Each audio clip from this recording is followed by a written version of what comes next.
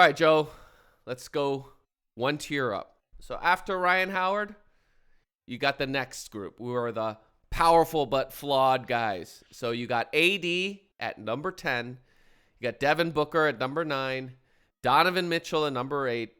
Jalen Brunson at number 7. And Steph Curry at number 6. The Dwight Schrutes of this Dunder Mifflin. Yeah. Joe, chef's kiss, blandish, or idiot sandwich? See, I have to go idiot sandwich because you're putting Wemby yes, and because Cade I got to in. put Wemby and Cade here, and then that means two guys here really don't belong here. And just it's not so much that these guys are here; it's the fact that Wemby is not here. It's really mostly Wemby. It's the fact that Wemby's not here, and Cade also, but Cade is less. Like I don't hate Cade being in the next tier down. I'd have him here, but here's 3 guys, Cliff, that Wemby is better than just right now. Donovan, Book, AD.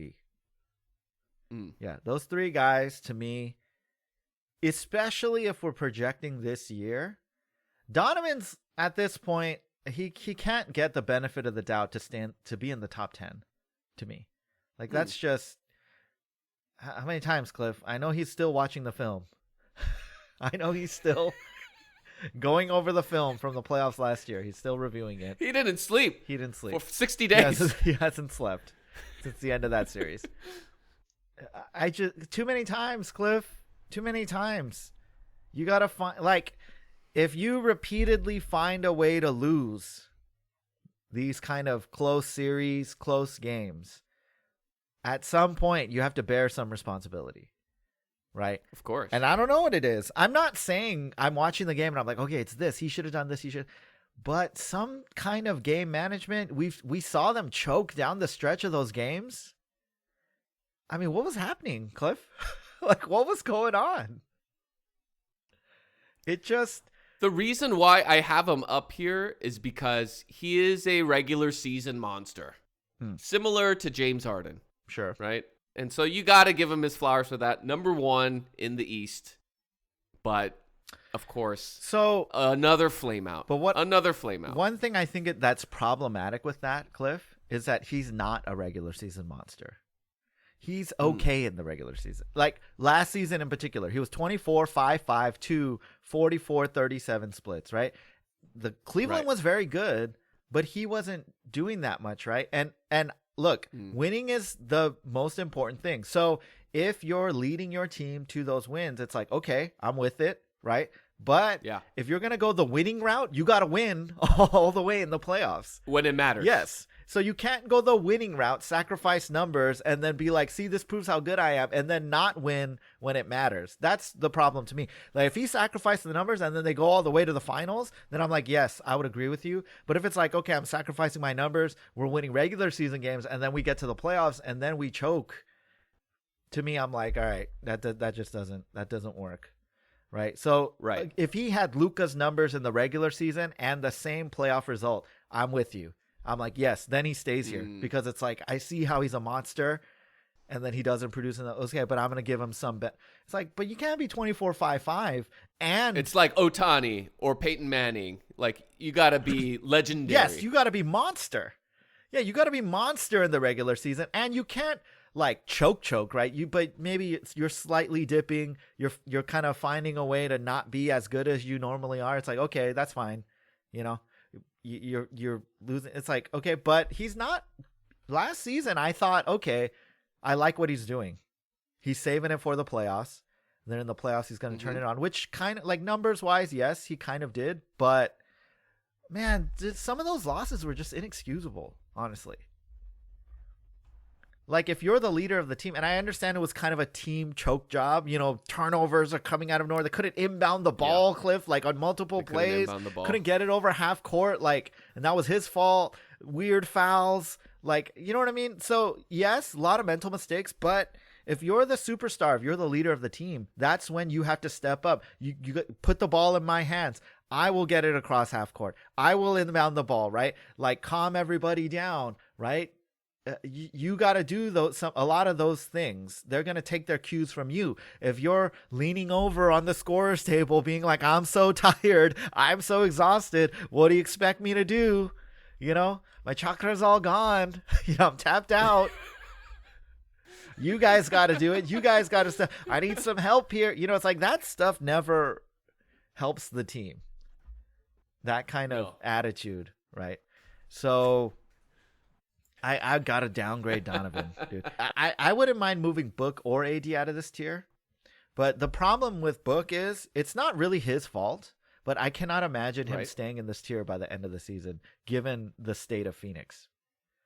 Yeah, the franchise is a mess, right? And whether it's his fault or not, I don't blame him, because I think Phoenix should be destroyed and removed from the NBA. That's my thoughts. I just think they are just a complete garbage trash organization that has no idea what they're doing, and that's my opinion. But it's not Book's fault. However, if you don't have success for whatever reason, you're gonna get punished, and that's just like the way it goes, right? You got to be fair. So I can't imagine. I think his numbers will be fine. I think his numbers will be great, but he's had this reputation of being a numbers only guy for so long. And then he went to the finals, and now it's just like he's in no man's land. So I cannot imagine him staying in this tier, which is why I would probably move him down before AD. But then AD's kind of same thing. I don't know. AD's he's got little nagging everything. Injuries, his eye, availability, some weight stuff,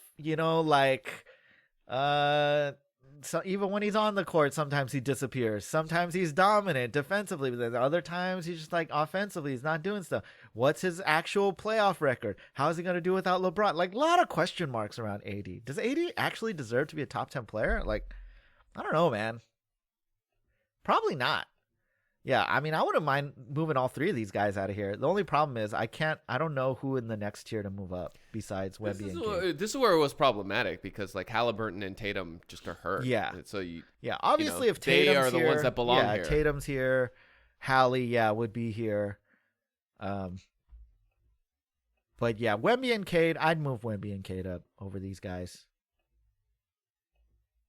It's going to be an interesting, fun season. It's all, Cliff, it didn't come together for, now is there a chance? I think with these guys, I'm not really sure. Brunson, I think, has a chance to be the perfect Dwight, to get the perfect life. A life so perfect that when it's revealed that it's a matrix, he just accepts it. He just, the deleted scene that never made it into the last season, where Hank is like the Dorpheus. And he comes and tells about Dio, and that he offers him the pill, and Dwight just rejects it. I don't know if you guys have seen that deleted cold open, but Brunson, I think, maybe has a chance to be that, to achieve the best that Dwight can do, right? I mean, he should be the favorite to come out of the East. Yeah. I think he's well positioned. He's on the right path. I mean, I really can't complain about Brunson. Every time he's had an opportunity, he essentially makes the most of it. I mean, I know Halliburton was just ridiculous last season. I don't know how you. It's such a crazy. The Angels, His dream was bigger. You can't beat the Angels, man. Like when you got the supernatural help. The bounce against New York, I mean, that was just like unbelievable. Like, what is that? Dude. Who does that? So good. So, I don't blame Brunson. Brunson did everything he could. Of course he did. He did everything he possibly could. You can't get mad at him. And look, it's 31 points per game. And look, Steph when healthy, still sick. I don't know. You just can't. Yeah. His problem is he's 37. Yeah. Health, availability, it is an issue. It hasn't been like, if it happens again this year, he'll fall out of this tier, right? It's like, all right, he's too old. Right. But they got one last shot. I think this is the last shot for Steph, for Jimmy, for Al Horford, for Draymond, for all these guys. They will be the oldest starting roster of all time in the NBA. They got one last shot to be what was that? The 72 Lakers. You know, they got one last Once shot. they add LeBron James to that, it will be the unbeatable oldest roster of all time. One last shot. We'll see.